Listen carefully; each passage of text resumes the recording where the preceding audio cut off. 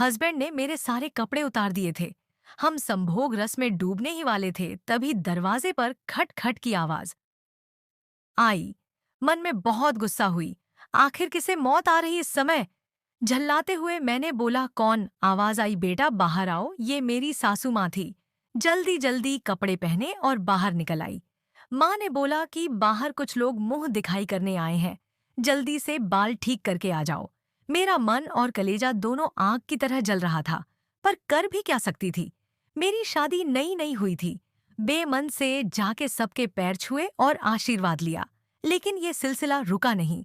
मेरे पति की नाइट शिफ्ट ड्यूटी रहती। रात भर वो ऑफिस रहते, लेकिन मेरे मन में तो प्रेम की ज्वाला जल ही रही थी।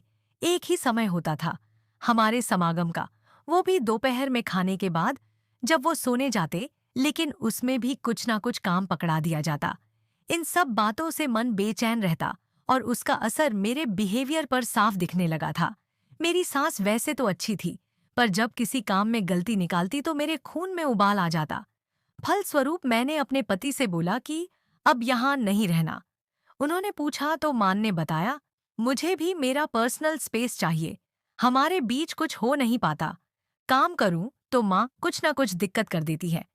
मेरे पति ने बोला, इसकी जरूरत नहीं है, जल्दी मैं बात करके डे शिफ्ट ले लूंगा। पर मैंने उनकी बात नहीं सुनी और बोला, मुझे नहीं रहना। इसके बाद पतिदेव ने मेरी बात मानी और अपना ट्रांसफर बैंगलोर करा लिया। एक नया घर, नई जिंदगी की शुरुआत। ऐसा लग रहा था जैसे मानो पिंजड़े में से आजाद हो गई हूं।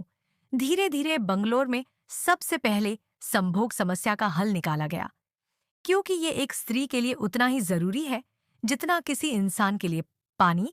फिर मैंने गृहमहस्ती बसाई, बर्तन धोने की मशीन, कपड़े धोने की मशीन, हर तरह की सुख सुविधा की। मैंने शुरुआती जीवन तो अच्छा कट रहा था, लेकिन 2 साल बीतने के बाद जिंदगी में एक उदासीनता आने लगी। घर में सारी सुख सुविधा होते हुए भी एशिया लगता था कि जिंदगी खोखली है। और अब बंगलौर में 3 साल हो गया था। रहते रहते सोसाइटी में दोस्त तो बहुत बन गए थे, लेकिन उन दोस्तों से असल दोस्ती वाली फीलिंग ही नहीं आती थी, जैसा कि जिसे अपना समझ के दुख बांटा जा सके। एक दिन खाने के दौरान पतिदेव बोले कि 1 महीने के लिए माँ आना चाहती हैं और मैंने उनकी टिकट करा दी है। अंदर से तो बुरा लगा कि यार फिर से पिंजड़े में बंद रहना पड़ेगा, लेकिन इस पर मैं कुछ बोल भी नहीं सकती थी। माँ आई, मैंने उन्हें सब बताया कि घर में क्या क्या है, मशीन कैसे काम करती है, पर उन्हें कुछ पल्ले नहीं पड़ा और वो वहां से बिना कुछ समझे चली गई।